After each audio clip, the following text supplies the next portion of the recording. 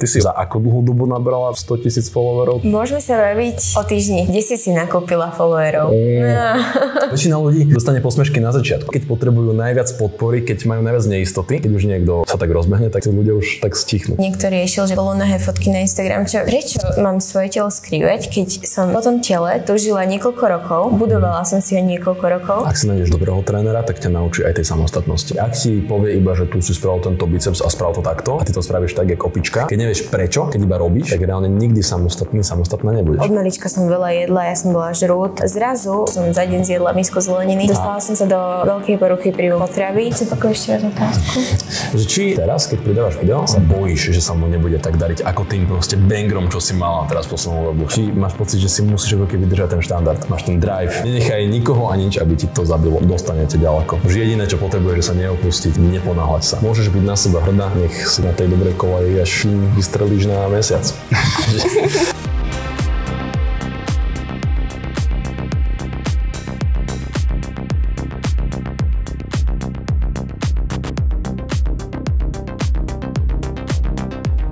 Vítajte pri ďalšej epizóde Janikastu. Dneska s veľmi špeciálnym hosťom, Lauri Vrbičanová. Predstav sa.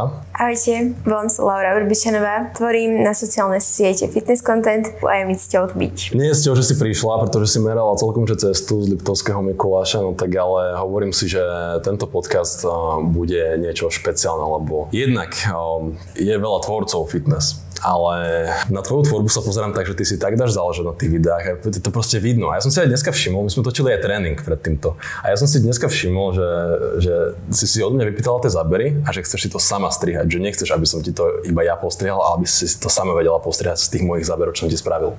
A to sa mi strašne páči, že proste ja vidím na tebe, že ty si naozaj dáš záležať na tých videách a proste aj na tom strihu je to vidno a že hovorím si, že niektorí ľudia, že dobre, robia sociálne siete, občas sa odfotia, ale naozaj, že robíš content, že to nie je len tak, takže aj preto si tu, aj preto som ťa zavolal, pretože jednak ma veľmi inšpiruješ tým contentom, aj tým, ako makáš, ale k tomu sa ešte dostaneme, ale zároveň sa stala aj teraz taká vec v tvojom živote, ktorá je veľmi, že ojedinelá. Ty si teraz, môžeme o tom až neskôr, tak do hĺbky sa porozprávať, ale ty si osoba, ktorá za akú dlhú dobu nabrala 100 000 followerov teraz? Môžeme sa baviť o týždni. Za týždeň mi vybuchol Instagram a vybuchli mi moje sociálne siete. Ty nielen tvoríš, ale reálne sa venuješ aj tomu fitness intenzívnejšie. Nie je to iba také, že idem proste si zacvičiť a proste som pekná a dajte mi follow, budem si to vážiť. Ale ty reálne máš aj v pláne, vo veľmi blízkych plánoch aj súťaž, čo som sa dopočul od teba. Je to tak. Čiže za 4 týždne ma čaká moja prvá súťaž Bikini Fitness, na ktorú sa veľmi teším, pretože som na to veľmi dlho čakala a veľmi intenzívne a ťažko na tom drela, takže dúfam, že to nejakým spôsobom vyjde a že to dotiahnem do konca. Jasné. Sila a zdraví. Takže, no jasné, to je zdravie vždy priorita, ale 4 týždne máš do súťaže, hej? 4 weeks out. No, tak akože to je to, že už v takomto bode sa na teba aj trošku podpíše to, že predsa len akože nejdeš do drastických diét pravdepodobne, že robíš to, že rozumieš, že máš aj trénerku, shoutout Simova Slavíková. Simík, pozdravím ťa, si najlepšia. Ale áno, niekto sa ti o to stará jednak. Tak ale aj tak, keď už ideš naozaj do tej prípravy, do toho finála posledný mesiac, tak sa na tebe trošku asi aj podpíše to, že máš nižšie kalórie, sacharidy. Je to veľmi zo psychického hľadiska náročné, pretože napríklad teraz posledné 2 týždne už na sebe cítim, že už to nie som ani ja, že dokáže ma hocičo rozhodiť. Som taká precitlivela a veľa vecí ma dokáže rozplakať a je to také veľmi, veľmi zaujímavé a ešte som sa v mojom živote s tým vôbec nestretla. Toto som si tak aj hovoril na teba predtým, ako si vôbec prišla a predtým, ako som ťa vôbec reálne že spoznal, lebo my sa nepoznáme do dneška, takže osobne. Hej, takže som si na teba aj hovoril, že pre Boha, že ty musíš mať veľmi také obdobie, že náročné, lebo môže sa ti naraz stať proste, že máš naraz takúto proste vlnu zrazu veľkého úspechu na tom Instagrame, ale do toho je ešte tá príprava na súťaž, do toho aj škola začala dobre, aj toto do toho treba zafaktorovať, že je toho veľa. A to som sa ťa chcel aj opýtať, že či to zvládaš. zvládaš. Či to je pre teba niečo, čo máš pocit, že dennodenne dokážeš zvládať, alebo máš aj obdobia, kedy to na teba je už príliš? Samozrejme, v tej diete jeden deň si hore, druhý deň si dole, ako na hľadačke. Proste sú dni, ktoré sú úplne super, sú dni, ktoré sú úplne hrozné. A tým pádom, že mám ešte sociálne siete, školu a musím sa teda sústrediť na tú súťaž, tak akože dá sa to sklbiť, len treba si určiť tie správne priority a potom to vlastne nejako si naplánovať deň a v tom dni proste všetko stihniem, čo chcem. A či je to pre mňa náročné, tak určite áno, určite je to náročnejšie, ale beriem to ako výzvu, neberiem to ako problém a ja mám rada výzvy a ešte radšej, keď ich splním. Však jasno, že to splníš, akože ideš do toho s tým, že je to tvoja prvá súťaž, hej, takže zase nechceš, aby ťa ten tlak z prvej súťaže úplne, že zničil, lenže to je to, že nemáš len súťaž, ale máš aj všetko okolo toho a je to ťažké zvládať, no však, jak si hovorila, že jednoducho sú dni, ktoré sú ťažké a aj tie sociálne siete to vedia, takže veľmi tomu pridať, lebo jednoducho je to tak, že nie je to jednoduché. No ale tak ideš do finále so súťažou, tak po súťaži možno budeš mať trošku také, že aspoň toto opadne z tohto nejaký ten stres, nejaký tam asi je. Tak ale kým ideš proti sebe a bereš to tak, chápeš, tak normálne športovanie, bereš to jak nejaká premotivovaná, prepatá proste, chápeš. Áno. Kompetitorka, tak si myslím, že to zvládneš v pohodičke. Takže tak. Keď ešte máš niekoho nad sebou, Simu, takže myslím si, že máš od nej asi aj support. Nie len ten, že ti dá ten plán, ale myslím si, že ti vie aj pomôcť, keď máš nejakú ťažšiu chvíľu. Ona je úplne aj mental coach, úplne. Ona je, čo sa týka všetkých aspektov, ja mám vyhrané s trénerkou. To presne, o tomto často hovorím ľuďom, že ten coach, hlavne keď už ťa má chystať, že na súťaž. Jedna vec je, keď ti má proste povedať, že chod, sprav si 3 série bicepsu, no dobre, ale keď už ťa chystá takto intenzívne, že máš intenzívne ciele, máš vysoké ambície, tak musí byť aj mental coach. Niektorí reálne športovci majú aj vyslovene, že športových psychológov špecializovaných, aby im pomáhali s týmito vecami. Takže je to dobré, že to máš v jednom človeku. Jednak nemusíš dvoch platiť, ale jednak proste máš takú istotu v tom človeku, že on tomu rozumie, lebo on si tým aj prechádza, lebo aj Sima sa tomu venuje, samozrejme. Rozumie ti možno aj viac, než by ti rozumel nejaký, že všeobecný psychológ, ktorý predsa len asi nesúťaží v bikini fitness. Takže akože možno aj také sú psychologičky, nehovorím, že nie, ale je to fajn, že to takto máš. Ja sa tiež taký snažím byť, že keď niekto mi hovorí, že naozaj je to síce online coaching, ale aj tak ja posielam hlasovky, lebo nerad iba píšem. Ja mám rád hlasovku, aby ten človek od mňa aj počul trošku ten reassurance, aj v tom hlase to počuješ. Aj v tom, že rozumie ti ten človek a nie je to také povrchové. Nie je to, že sprav si 3 série tohto a hotovo. Ten fitness, aspoň v takýchto ambíciách, je podľa mňa, že ide do hĺbky viac. Že musíš to zvládať po všetkých stránkach. A som rád, že to zatiaľ zvládaš, dúfam, že si to udržíš. Takže jasné, že ti budem držať palce. A kde máš tú súťaž potom inak? Dolný Kubín, 22. októbra. Dolný Kubín, 22. októbra. Dobrá. To je najlepšie, keď cítiš tú podporu reálne v tom, čo moja robíš. rodina je úplne najviac. Akože moji rodičia sú najlepší na svete a základ je mať rodinu v poriadku, ale potom ide všetko fajn. Takže podporuje ťa rodina. Že máš pocit, že cítiš tú podporu od nich, hej, a to pochopenie pre to, čo robíš. Určite áno. Čo sa týka tých sociálnych sietí, tak nie každý má pre to pochopenie, že robíš sociálne siete, a tomu úplne rozumiem, lebo to pred pár rokmi ešte ani nebolo reálne, že vôbec, a už vôbec nebola tam možnosť sa tým živiť reálne. Takže ja úplne rozumiem, keď proste niektorí ľudia sú takí, že počujú, že choď radšej, neviem, na klavír a choď do školy a venuj sa viac tomuto. Chceš všetko stihnúť, chceš mať aj školu, aj toto. Je dobré, že ťa podporujú v tom, aj keď je to niečo, čo nie je úplne, že chápeš, že nie je to úplná norma robiť tie sociálne siete, ale napriek tomu majú preto pochopenie a chcú, aby si dosahovala svoje cieľe v tom. Takže vedia o tom, čo sledujete tvoja rodina na sociálnych sieťach. Mamka ma sleduje, ocko nemá Instagram, ale mamka je taký aj kontrolor. No. Takže... A ti niekedy aj kontrolor, tak čo niekedy jej vadilo niečo, čo si posla? Ale áno? Mala s veľa vecami problém, ale to sme si akože vydiskutovali, že komunikácia je číslo 1 v tomto. Potom vlastne už to išlo. Jasné. Akože mňa followuje moja mama. Takže mňa followuje moja mama, ale mám od nej skryté storky. Takže ak chcem vyhodiť z kopytka, tak na storke a moja mamka to nevidí. Takže teraz už to zistí možno. Ak ak ma na YouTube pozeral, to si nie som istý úplne. Asi to uvidí, no. Moje posty vidí aj moja rodina a na začiatku som bol taký, že trošku sa hanbím, že... Hej, ja som začal napríklad robiť na TikTok, kde neboli ani moji kamaráti, takže ja prvé 3 mesiace, čo som reálne už mal aj čísla celkom pekné, tak ja som veľa ľudí, no už o tom ľudia niektorí vedeli, ale veľa ľudí ani nevedelo, že to robím. Ale reálne som aspoň nemal taký blog, že som sa nehanbil pred mojou rodinou, kamarátmi. Teraz už ten blog je úplne preč, ale vtedy ešte bol. Neviem, či ty si s týmto niekedy mala problém, že by si sa nejak hanbila pred kamarátmi alebo rodinou alebo známymi, že robiť sociálne siete alebo tak. Ja som sa nad tým zamýšľala, že prišlo mi to divné, že napríklad keď môj učiteľ uvidí nejaké moje video, čo sa aj už stalo, no. Že takéto, že keď ma uvidí potom naživo, že čo si o mne pomyslí, ale potom som si povedala, že don't care, že prečo mi niekto bude brániť v tom, aby som si plnila svoje sny, že proste ja viem, čo chcem, mám svoj cieľ a neviem proste sa ovplyvňovať druhými ľuďmi, čo si o mne myslia. Jasné. Tak jedna vec je tí ľudia, čo reálne chcú iba pre teba to najlepšie. Jedna vec je, keď reálne skončíš so školou, lebo ideš robiť Instagram. Dobre, tomu rozumiem, že to rodičom vadí, to by som im vôbec nemal za zle. Ale keď to robíš a reálne zvládaš aj školu popri tom a máš jednoducho iba nejaké svoje sny a cieľe, tá podpora je to, čo potrebuješ a keď je to podpora, tak je to dobré. Keď je to nie podpora, ale aspoň pochopenie, tak je to stále, že OK, ale keď preto nemajú pochopenie, tak proste treba si to zase nezobrať až príliš, lebo ty nakoniec zistíš, že celý svoj život si žila iba podľa ostatných ľudí, čo teba oni chceli a svoje šťastie si nenašla. Aj si hlboko v duši vedela, že čo chceš, ale nechala si ten tlak toho okolia, aby ťa presvedčil, že ale choď doktorku študovať, že no takže a potom, lebo proste mamka chcela, aby si bola doktorka. Ak ty chceš byť doktorka a máš na to už aj vek, aby si sa sama rozhodla, že čo chceš v živote, tak musíš,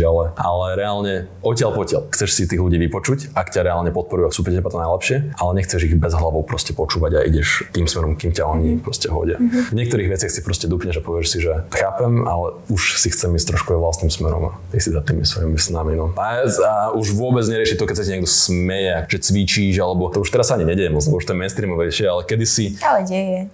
Deje. Sa to deje.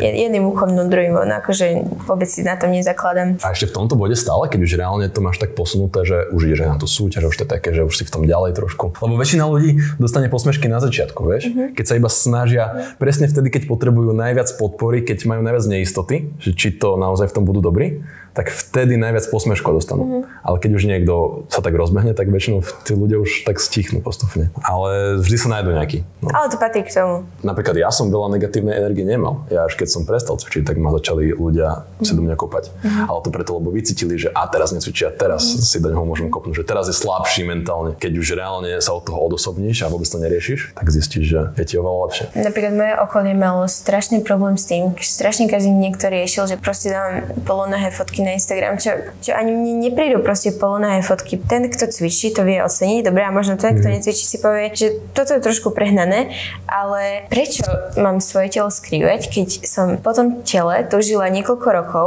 budovala som si ho niekoľko rokov a prečo ja teraz mám niečo skrývať alebo niečo neukázať a ešte sa chcem tomu dostať, že ja som vlastne si prechádzala nejakými problémami a ja som nemala sebavedomie. Teraz, keď už konečne to sebavedomie mám, tak prečo vlastne sa skrývať? Prečo to neukázať? Je to fitness. Áno. Je to fitness, je to o tom tele. Áno. Áno, aj o tej mysli, aj o tom zdraví, ale aj o tom vizuále. A čo sa budeme tváriť, že všetci cvičíme iba preto, aby sme boli zdraví, cvičíme aj preto, aby sme lepšie vyzerali a lepšie cítili vo svojej koži. Boli spokojnejší so svojím telom. Na tom nie je nič zlé. A ľudia by si to mali priznať, že áno, aj kvôli tomu cvičia. A keď robíš sociálne siete a je to fitness tematika, je to proste úplne o niečom inom okamžite. Na konci dňa jediní ľudia, ktorí ti môžu, ktorí ti majú právo niečo povedať do toho, čo postuješ, je rodina. A najbližší ľudia, ktorí pre teba chcú dobre. Ľudia, ktorí proste ti hovoria iba zle, alebo ti hovoria iba zle na teba, tak od nich si nemusíš nič brať. Od svojej rodiny, keď ti tvoja mama, tvoj otec povie, že toto je moc, tak to si musíš vypočuť, lebo je to iné. Alebo nejaký random človek, to môžeš mať fakt na haku. Vždy je to iba o tom, že čo pre teba ten človek chce. Či ťa chce proste zhodiť, ťa utíšiť, lebo proste sa mu nepáči, ako sa ti darí. Alebo si potrebuješ zakrývať nejaké svoje nízke sebavedomie. Áno, akože keď je to vyslovene neprajnosť, tak je to vždy to pochádza z osobných problémov toho človeka, koho to plynie.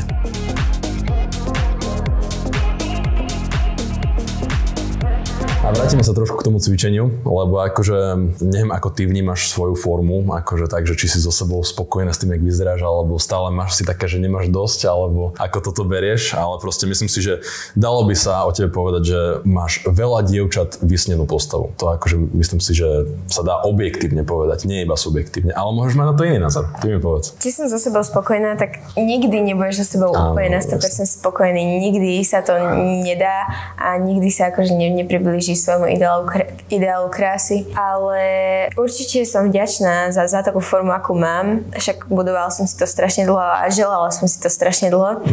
A samozrejme, niečo sa mi na sebe páči, niečo sa mi na sebe nepáči, ale to je už na každom, že ako tie svoje zlé stránky, akože vizuálne, ako to príjme. Či to príjme, alebo s tým celý život bude bojovať. Niektoré veci, ktoré neovplyvní, tak či sa s tým bude trápiť, alebo nie, to už je na ňom. V tom fitness priemysle sa v kuse omiela body dysmorphia, že ľudia nie sú nikdy spokojní so sebou. Ono, tak ako všetky veci v živote, balans je dôležitý.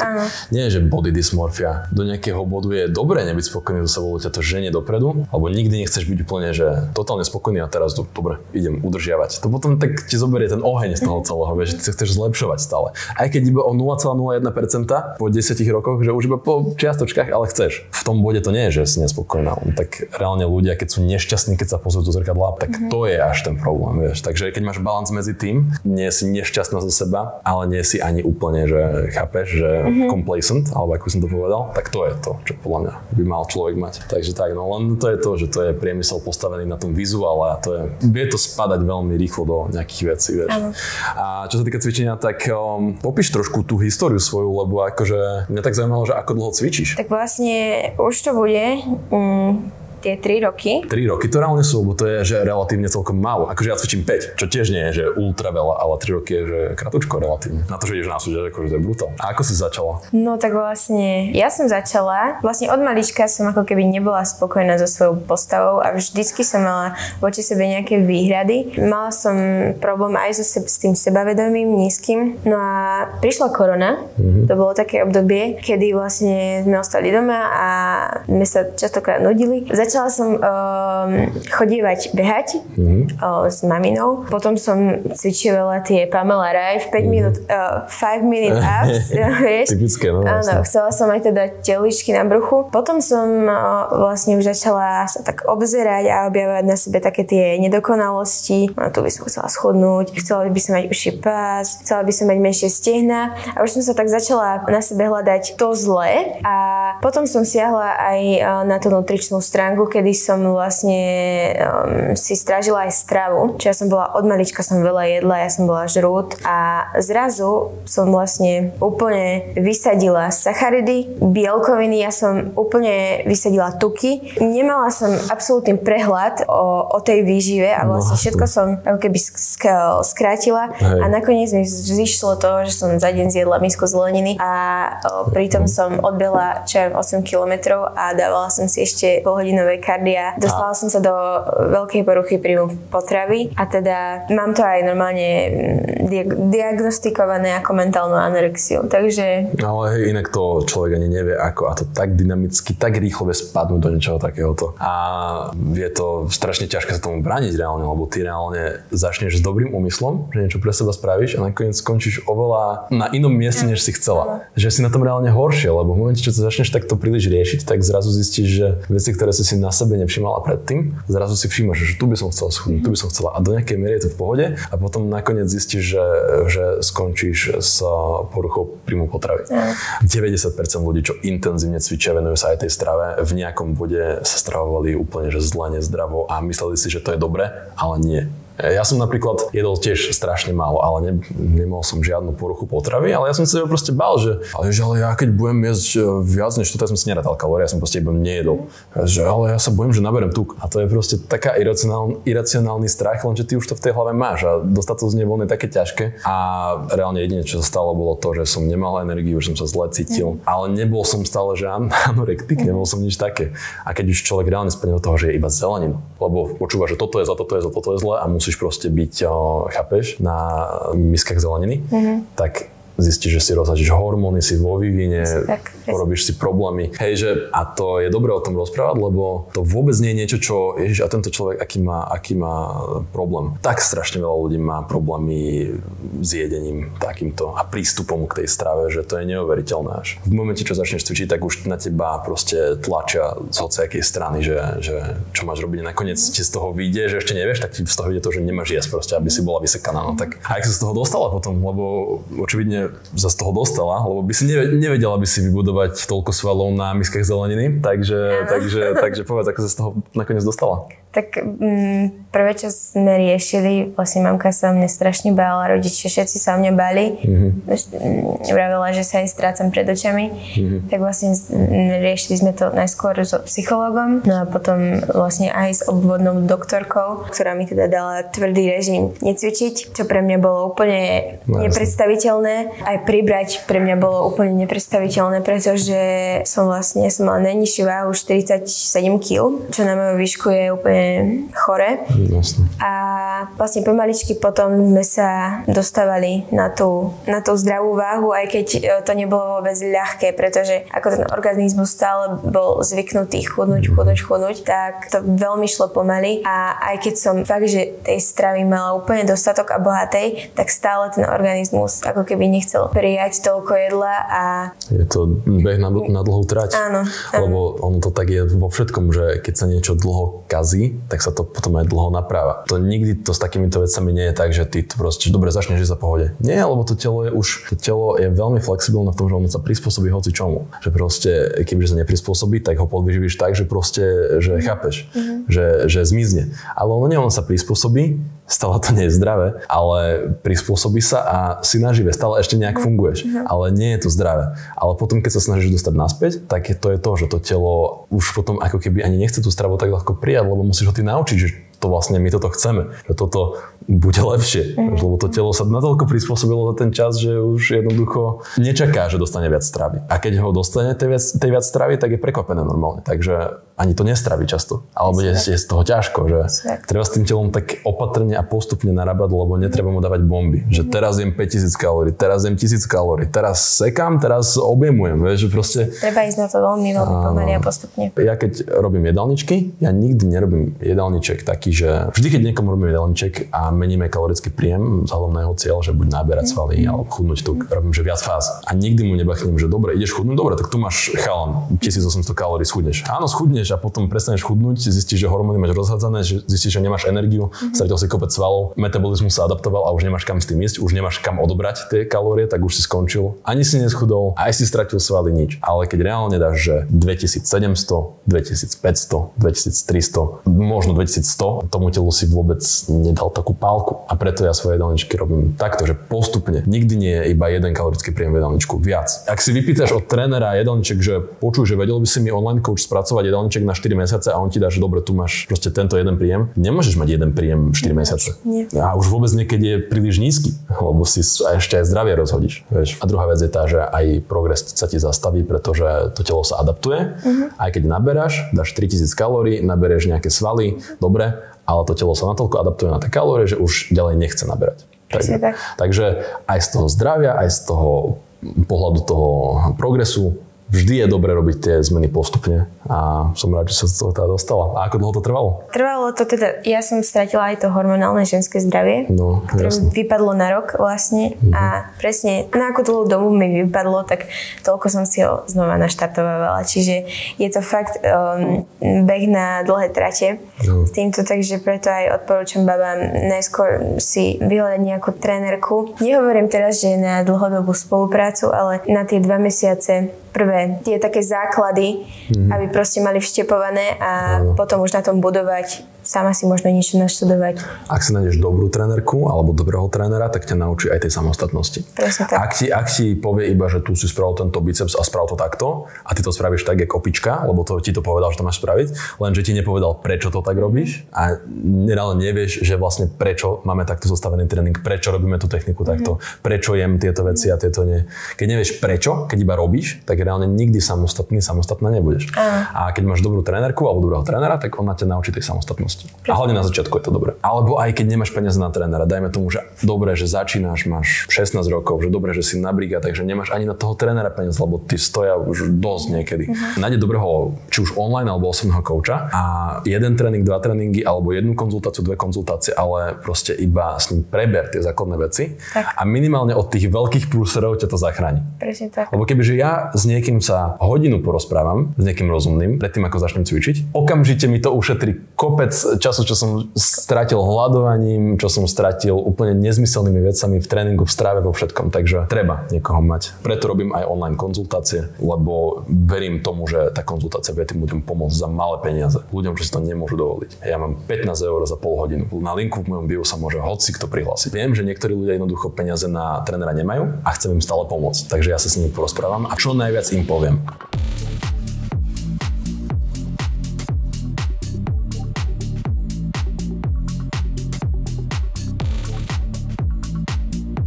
Tak a potom teda si sa z toho dostala a potom už nabehla tá vlna toho intenzívneho fitness, alebo ako to potom bolo? Áno. Začala som tým naozaj žiť. Sociálne siete ma dostali k tomu, že vlastne chcela som byť väčšia, chcela som mať viac svalov, videla som tie pevné veľké zadky, veľké ramená, začalo sa mi to páčiť. Potom som sa dostala aj teda k tým nejakým pretekárkam a ja si hovorím, že wow, to je veľmi pekné, že toto by som mohla skúsiť aj ja. Dostala som sa až sem, kedy vlastne som mala súčasné ambície. Začalo to tým, že ma vlastne jeden kamoš zobral pozrieť na súťaž do Šurian. Videla som tam tie baby, videla som tam tých chalanov a akurát vtedy súťažil Paťo Kmeď. On tam vyhral titul majstra Slovenska a ja som si povedala, tak tento pocit chcem zažiť. Pre mňa to bolo úplne niečo výnimočné. Mal som všade zimomriavky a bol to neopísateľný pocit, že ako keby som tú energiu cítila s ním. Takže inšpirovalo ťa to, takže videla si to a sa ti to páčilo jednoducho. A to reálne veľakrát stačí na to. Vieš, čo som mal ja? Ja som mal proste... Inak ja som si na to spomenul až neskôr, že kde vlastne úplne začalo moje cvičenie. A vieš kedy? Bol som deculo, bol som takýto Janko proste malý a bol som v cirkuse. A došiel som do cirkusu a tam normálne slony, ťavy, môžete sa odfotiť za Anakondu. Super, no tak dobre, tak keď už som tu, tak sa odfotím za Anakondou. Dobre, tak ideme. Ale nič nebolo také, že ja som z toho cirkusu nebol nejaký on. Potom došli šašovia. A tí šašovia tam boli vyslovene iba na vyplňanie času, keď sa chystali tie iné vystúpenia. Takže to bolo tak obvious, že už mi to liezlo na nervy. Proste už som bol taký, že už niečo normálne dajte. Potom došiel typek, namakaný typek. A nebol že kulturista, iba taký, že solnatý relatívne. A som povedal, že čo ide robiť. A zrazu začal robiť, že on robil skôr také triky, no skôr že street workout, kalistenika, taká gymnastika, ale robil také veci, že robil kliky v stojke, akože bez steny, vieš, iba tak voľne. Robil také triky silové strašne. A mal také veľké ramena, mal také veľké ruky a proste a začal potom na rukách chodiť po schodoch a jednoducho sa mi to strašne páčilo. A ja som potom normálne jak decko, som úplne tlieskal, že ešte. A ja som úplne, to som asi najsilnejšie v živote tlieskal, to ma boleli ruky z toho, jak som tlieskal a potom som mal malinký, vieš, nie malinký, alebo som dieťa. A reálne som úplne na to pozeral s otvorenými ústami proste. Proste spadnutá sanka a som na neho pozeral, že to chcem byť ja. A normálne až neskôr proste som sa k tomu nejak dostal intenzívne. Z časti aj preto ma to možno tak ťahalo k tomu viac street workoutu. Ja mám trošku taký iný ten tréningový štýl. Ja nie som úplne, že fitkár. Ja som, vieš, niečo iné. Ale stále je toto fitness. Takže ono to úplne, že niekedy to tak uvidíš a si tak povieš, že tam by som chcel byť aj ja niekedy. Že to sa mi páči proste. Či už súťažne, alebo proste iba sa pozrieš na nejakú babu, čo vyzerá fakt super a chceš sa priblížiť k tomu takému niečomu, lebo sa ti to páči jednoducho. To reálne stačí taký malý impuls, vyskúšaš to a keď to reálne vyskúšaš a zistíš, že ťa to baví, tak už to proste ide. Asi to teda išlo. A aký potom si mala journey, akože po začiatku si išla sama, alebo ako si to mala z začiatku? Ja som vlastne rok cvičila sama a potom, keď som už začala mať tie súťažné ambície, tak už teda som oslovila túto Simču, trénerku a nejako takto ťaháme už vyše roka spolu. Simča je jeden z tých koučov, ktorí to reálne berú tak komplexne a zodpovedne a tak plnohodnotne a to trénerstvo je také, veľa ľudí to tak zhadzuje ako job toho trénera, ale to zhadzujú preto, lebo veľa tých trénerov to tak neberú tak, by mali. Že to berú strašne tak, že čím dlhšie ku mne tento človek bude chodiť, čím viac peniazí mi zaplatí, tak tým lepšie a na čo ja budem, chápeš? A to je to, že ty by si mala ako trénerka učiť toho cvičenca k samostatnosti, ale ide to vlastne proti tebe, lebo tebe ako finančne vyhovuje, že k tebe chodí 2 roky. a nič nevie stále po tých 2 rokoch, lebo stále ťa potrebuje. Ale nemá to o tom byť. Máš proste to robiť naozaj, že aj z nejakých tých svojich hodnot toho človeka reálne posúvať takto po tej fyzickej, mentálnej stránke aj z tej stránke znalosti. Takže tak, no. No a potom sa dostala až sem. Či boli tam ešte nejaké veci pomedzi to? Akože cvičila si tak, že 3 roky a už tam neboli žiadne nejaké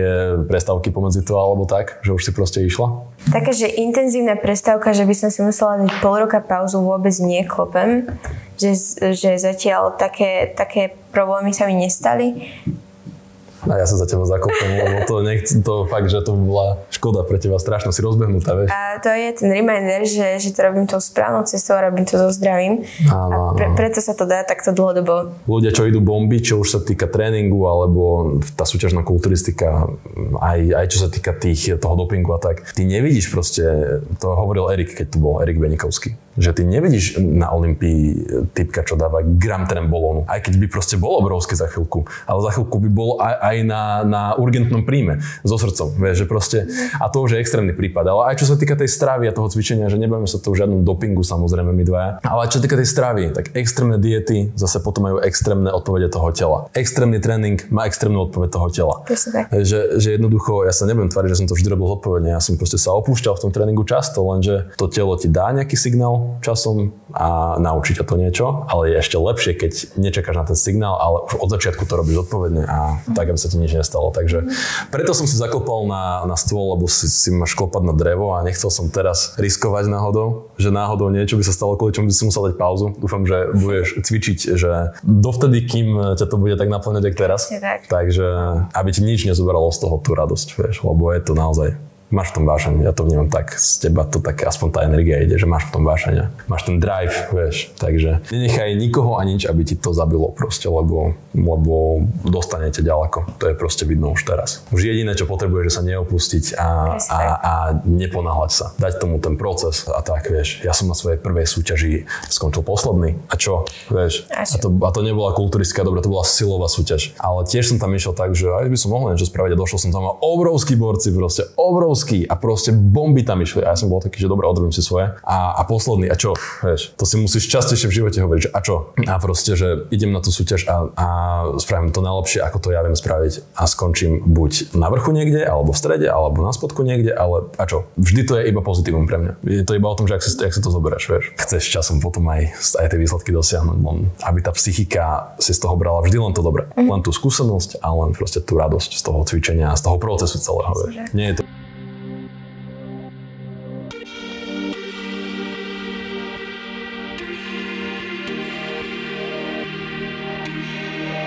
Viete, s čím začal Jany Gym? S týmto. To je mamkina jednoručka. Ti ladilo by ti to aj s tým topom, lenže vidno, že je stará tá jednoručka, už to nie je taká krásna ružová, jak toto. To už je taká vyblodnutá. Škoda. Ale hej, to je historický artefakt, to dáme do dražby jedného dňa, charitatívnej. Historický artefakt, prvý piece of gear, čo má Jany Gym proste. Inak, vieš, čo som mala ja ako prvú činku? Ja som si dala takú len proste palicu, železnú palicu, čo som našla u starkých na pôde. No. Dala som si tam kilo múky na jednu stranu, kilo múky na druhú stranu a obviazala som si tou dekoratívnou páskou. Je to máme dať na fotke. To nájdeme, jasné. A to bola moja prvá činka. To bolo úplne spomienky. No, tak jasné, to sú také veci. Ja som tiež si pamätám, ja som na dovolenke v Chorvátsku proste mal takú veľkú tašku platenú a tam mal som litrové fľaše. Mamka došla z obchodu, donesla proste nie kartón, ale balenie asi koľkých, chápeš, niekoľkých litrových fľaš. Som bol taký, že dobre, každá kilko, let's go. Tak bočné ramena som robil s veľkou taškou, ale bol taký, že vedel som si robiť microloading, že po jednom kilku pridávať a reálne som takú jemnú pumpu z toho naveral, tak som bol taký, že alebo biceps som s tým robil s taškou, takto biceps, vieš, akože to úplne, to sú také začiatky, ale každý musel niekedy liftiť niečo. Človek, keď chce, tak nájde aj toho diabla v tom poslednom. Jasné, pre Boha, jasné, tak jednak máš vlastnú váhu, to je základ úplný, ale aj keď potom chceš, že dobre, ale s vlastnou váhou nespravím lateral race. Dobre, tak proste sprav to, čo spravil Jany Workout v roku 2000, kedy to bolo, 16, že naložíš si tašku fľašami a ideš. Takže vždy je cesta, len vôľa musí byť. Vôľa a ambícia musí byť. Tak musíš naozaj veľmi, veľmi chcieť, aby si niečo dosiahol. A to je presne to, že takými ľuďmi sa snažím aj obklopovať, ktorí majú tú vôľu, ale hlavne tú ambíciu. Čo majú strašne vysoké ambície. Čo sa neboja toho proste do toho fakt sa oprieť a keď už niečo robím, tak akože poriadne. No ale čo je zaujímavé teraz, čo sa týka tvojho, sme to spomínali, že turbulentné obdobie. A spomenul som ten Instagram. Koľkým Slovákom sa toto podarilo nabrať za akú dlhú dobu? Ty máš 115 000 followerov. Ale nebývalo to tak vždy. Ty si nabrala asi koľko, 100 alebo 110 000 followerov za akú dlhú dobu? Týždeň. Akože, tak popíš, aký to malo priebeh, popíš, ako to sa stalo vôbec? Tak ja som to vôbec nečakala, ono sa to stalo zo dňa na deň, veľmi rýchlo sa to stalo a už som bola taká, že ja som sa aj predtým snažila tvoriť nejaký content, chcela som mať nejaké dosahy, vravila som si, ide to strašne pomaly, že vôbec to nemá ten dosah, ktorý by som chcela mať. Dám si to pauzu, budem sa radšej sústrediť viac na tú súťaž, na tú prípravu a ono sa to stalo presne vtedy, keď som si povedala, že spravím krok dozadu a presne to prišlo vtedy, keď som to proste vôbec nečakala. Vlastne buchlo to na 30 000 najskôr videní. Pribudlo mi nejakých 500-600 followerov. A potom na druhý deň to malo 100 000 pozrení, buchlo mi 1000 followerov a už to takto išlo až do 12 miliónov pozretí. Vlastne to jedno video reachlo 12 miliónov, čo je úplne crazy a úplne insane. Je to až tripy proste, keď sa na tom zamyslíš, že 12 miliónov, to je že niečo neskutočné. Ale reálne si z toho aj dostala reálne aj ten feedback toho, že vieš, lebo ľudia dostanú aj tie videnia niekedy, len že musia potom reálne mať aj dôvod ti dať ten follow. Že to nie je len tak, že super video dám follow. Nie, ľudia si pozrú tvoj profil a musí ich ten profil zaujať. Takže nie je to len tak, že proste toto jedno video mi toto spravilo. Nie. To je, nemôžeš sa na to pozerať tak, že sa ti pošťastilo s jedným videom. Ty si robila svoj content dlho si dala záležať a dlho si robila to, čo máš rada a to, čo ťa naplňa a dobre si to robila. Veľmi rýchlo teraz sa ti dostavili tie výsledky, ale budovala si to. To je ako keby, vieš, že nie je to iba tak, že jedno video a chápeš. To nie je jak pesnička, že one hit wonder, že proste, že niekto dá pesničku a jedna dobrá pesnička a ostatné pesničky nič a potom zakapú tí ľudia. To je to, že ty máš tie sociálne siete fakt, že máš tam toho kopec, toho obsahu. Reálne preto si tak nabrala tých followerov. Kvôli tomu, čo si robila posledného, neviem, pol roka alebo neviem, jak dlho to presne robíš, ale tak to musíš brať. Musíš si dať ten kredit. Nie je to iba šťastie z algoritmu. Presne. Hoci kto si povie, ona má šťastie. Vôbec to tak nie je. Nie je to len tak strihať a točiť tie videá, vytvárať taký kontakt, byť kreatívna. Tie hodiny strávené nad tým strihaním, nad tým točením, nie je to len tak a nie je to vôbec jednoduché. Ty to tak strašne dlho robíš, kým sa ti to začne vrácať, ale tak. To je tá všetká práca. Keď dáš jedno video a dostaneš 12 miliónov videní, koľko dostaneš z toho follows? Proste dostaneš z toho 500 follows a možno a aj tak ťa tí ľudia nebudú potom pozerať. Ale keď reálne oslovíš 12 miliónov ľudí, lenže 100 000 z nich si na tvoj profil vyslovene povie, že wow, a dajú ti ten follow, to je úplne o niečom iným. To sa ti reálne iba vrátilo. Nerobíš to samozrejme len pre tie čísla, ale kto by to robil bez vidiny toho, že to reálne sa veľa ľuďom páčiť, vieš, akože je v pohode chcieť mať ten feedback od toho. A algoritmus sú postavené na tom, čo sa ľuďom páči. To nie je tak, že toto je veľmi dobrá vec, čo by som povedal každému, kto robí sociálne siete, ale aj tým, čo nerobia sociálne siete, ale proste iba povedia na algoritmus, že algoritmus si chytil video, že algoritmus sa zapáčilo toto video. Vždy zameň slovo algoritmus za slovo ľudia. Ľuďom sa páčilo toto video, lebo algoritmus sa snaží čo najlepšie zistiť, čo sa ľuďom páči a čo im ukázať. Tie algoritmy sú také vymakané, že ak ti ťahajú tvoje videá, tak je to preto, lebo ľudia ich pozerajú a ľuďom sa páčia. A ľudia ich pozerajú aj viackrát, ľudia ich pozerajú celé, ľudia ich lajkujú. To je tak, to nie je nikdy náhoda. Toľko k tomu. No ale určite to nie je iba proste prechádzka ružovou záhradou, však zase je to strašne veľa pozorností naraz. Tie prvé 4 dní som ani neverila, že čo sa to deje a bolo to také, že wow, že plnia sa mi sny. Potom to už začalo tak opadávať a brala som to tak, že stále som Laura a stále som to obyčajné dievča, čo bolo, len má proste vyšší dosah na Instagrame.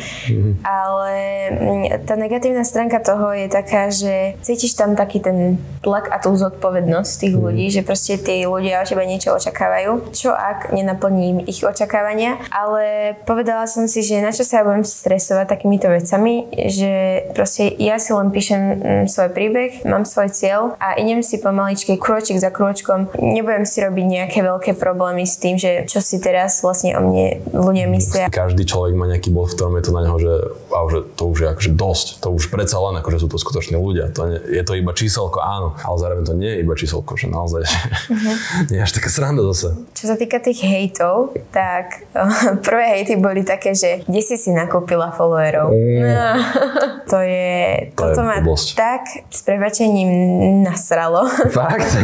Lebo človek sa snaží proste dlho robiť niečo, proste čo ho naplňa, za čím si proste chce ísť. A niekto ti povie toto, že proste nekupovala by som si followerov ani keby čo bolo. V prvom rade nie som človek, ktorý si vyberal ľahšie chodničky nikdy. V druhom rade nemám na to peniaze, nemám na to, aby som si proste ešte kupovala followerov. Nestalo by mi to za tie reči dookola, že táto nakúpila followerov. A po štvrté, čo som chcela povedať? V pohode, zapol sa rozhlas, takže vidíš, že som pochval.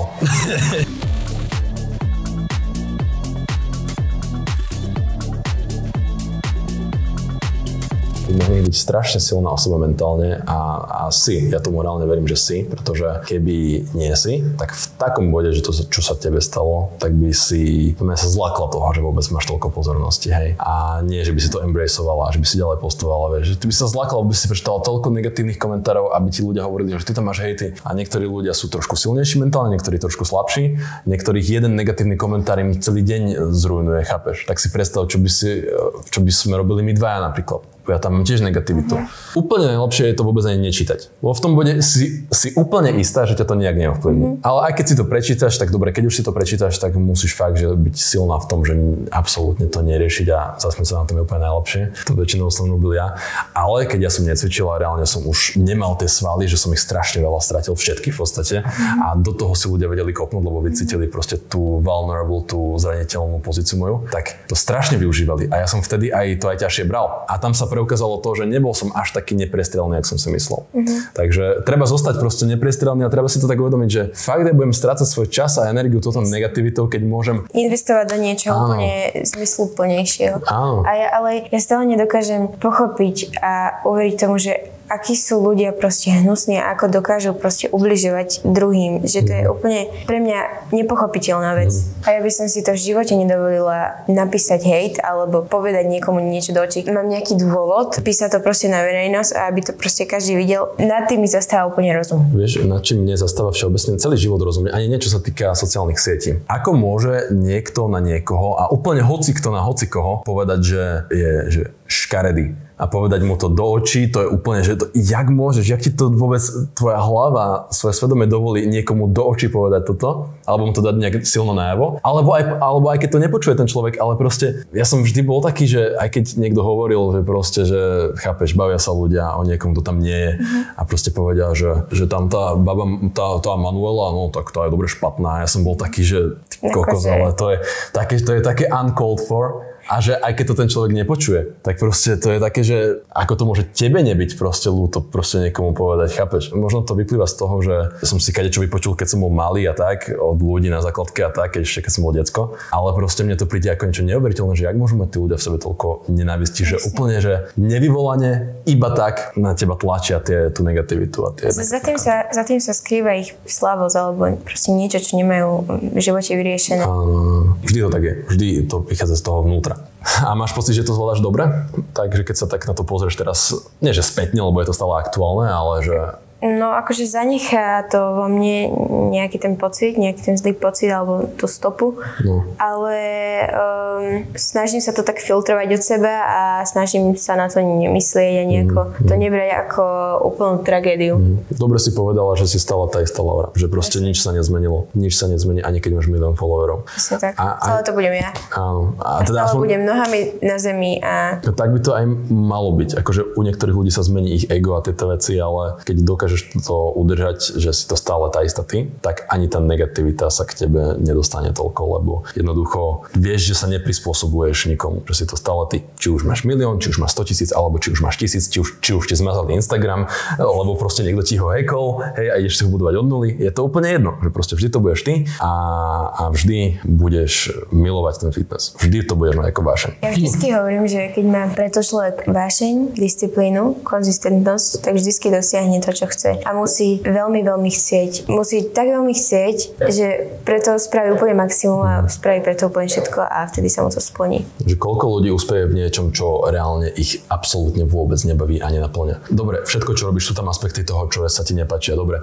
sú cviky, ktoré nemáš rada. Akože búhu, hej, to je proste detail. Ale fitness miluješ. A keďže ho nemiluješ, tak ho nerobíš dostatočne dlho, aj ten content. Nerobíš dostatočne dlho na to, aby reálne mal nejaké výsledky, nejaké videnia. Si hovorila, hej, že napriek tomu, že to miluješ, tak napriek tomu je to ťažké robiť dlhodobo. Ale neprestala by si, aj kebyže si dáš tú pauzu, aj tak by si sa k tomu vrátila. Lebo jednoducho vidím na tebe už na tom, koľko tej snahy a toho effort dávaš do tých videí, že naozaj to máš rada to robiť. Vieš, že nie je to len tak. Chceš to mať pekne spravené, chceš to mať pekne natočené, chceš mať tie raňaječky pekne proste usporiadané na tej miske, vieš, že proste ono to je vidno, vieš, ono je vidno, že koho to reálne baví robiť, ako toto robí len tak, že kde sú moji followery, už konečne, už chcem zarábať, už chcem spoluprácu nejakú, vieš. Aj to je súčasť toho. Každý chce spoluprácu. Lauri 5, ja verím tomu, že o mesiac už budem používať na Jimbime. Ale ide o to, že aj tak to budeš robiť. Či už dojde spolupráca o mesiac, či už dojde o pol roka, či nedojde nikdy. Myslím si, že tak či tak ťa to bude baviť, tak či tak budeš cvičiť a tak či tak verím tomu, že budeš aj točiť. Takže, presne tak. Takže tak, no. A pred 3 dňami, alebo predčerom, neviem, kedy to bolo, stretla som Aťku Štechovú. Áno, fakt? A kde? Našu Arničku. No. Pozdravujem ju. A my sa tak rozprávali aj o tom výbuchu na tom Instagrame a povedala mi, že sa jej strašne páči môj content a že úplne to prevedenie tých videí, ten streak, ako keby to bolo proste ten americký vibe, ako keby to malo. To bolo úplne pre mňa také, od takejto osoby toto počuť, to je úplne niečo neuveriteľné. No jasné, zdravíme Andy inak. Áno.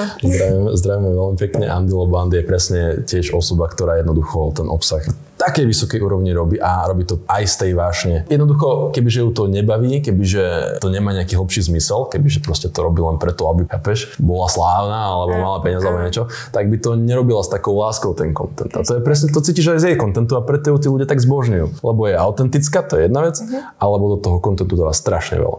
A od nej si to fakt treba vážiť, ale však ty si to vážiš, to nemáš problém. A to sranda, že si ju tam stretla. Som nevedel, že... Často ju tam stretám, lebo však s Paťkom, Kmeťom. A jasné. Tam chodíva, ale vlastne teraz mali Erika si má svadbu, čiže... Aha, preto tam bola vlastne. Preto tam bola na tom Liptove, áno. To je normálne, že meka slovenského fitness influencerstva. Buď Rimavská Sobota, odtiaľ je Tommy Gaines a Jaro Parobek a neviem kto ešte. A potom teda Arny Gym. Arny klub. Liptovský Mikuláš, príďte naštíviť. Ježiš, no, Arny klub. Jedného dňa bude Jany Workout Club, alebo jak sa to bude volať, Jany Gym. To bude meka, to bude v Bratislave. Ale ja tomu verím. No, však. Už aj teraz by mohla byť, len by sme sa tu trošku tlačili všetci vieš. Tak, hlavne proste Erik, proste už dojde, tak čo tu máme robiť? Alebo dojde nejaký ešte, a nebude dojde ešte nejaký sypač, to už sa tu nezmestíme do tohto priestoru malinkého. No a ešte jeden aspekt toho celého, aj tých sociálnych sietí ešte, je to, že ty keď už v nejakom bode dosiahneš nejaké čísla a nejaké proste výsledky svojej práce, tak už nikdy nechceš menej ako keby. Ty si nastavíš nejaký štandard. A ja som si nastavil štandard, že proste som spokojný s videom. Boli časy, kedy som bol spokojný s videom len vtedy, keď som mal 6-ciferné videnia. Iba vtedy som bol spokojný. Ale bolo to v pohode, lebo som bol schopný stabilne, konzistentne proste v kuse dávať 6-ciferné videnia raz za každých pár videí. Takže som bol stále spokojný, že vždy som vedel, že keď vysvetlím nejaký cvik, dám do toho nejaký joke, dám do toho svoj štýl, ukážem trošku svalov, tak som vedel, že to dostane tie 6-ciferné videnia. Najviac 500 000 som mal. Čo sa týka slovenského kontentu, tak vtedy to bolo v pohode. Ale keď už som potom necvičil a robil som content stále, ale už taký menej objektívne proste menej záživný, lebo som proste nemohol cvičiť, a čo je fitness influencer, čo necvičí, tak som mal nižšie číslo. A zrazu strašné proste, že v hlave strašné procesy, že už mám ten fix, už viem, čo som dokázal a už chcem iba viac. A teraz sa dostať niekde nižšie a zmieriť sa s tým, že nejaký čas tam musím ostať, je strašne ťažké. Aspoň bolo pre mňa. Stále sú to len čísla, ktoré v podstate nič neznamenajú a vôbec nemajú absolútne žiadnu hodnotu. A ja si tak hovorím, že všetko je tak, ako má byť. Mám mať taký dosah, aký mám mať a znesiem toľko, koľko mi Pán Božko nadelí.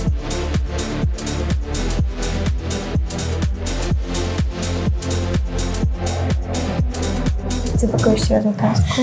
Že či niekedy teraz, keď pridávaš video, že či reálne sa bojíš, že sa mu nebude tak dariť ako tým proste bangrom, čo si mala teraz poslednú dobu, chápeš? Že či máš pocit, že si musíš ako keby držať ten štandard? Tak je tam určite nejaký taký ten stres, že či to znova vybuchne, alebo to bude mať 5000 videní, ale to som už vlastne hovorila, že všetko je tak, ako má byť. Neberiem to ako nejaký, že big stresor.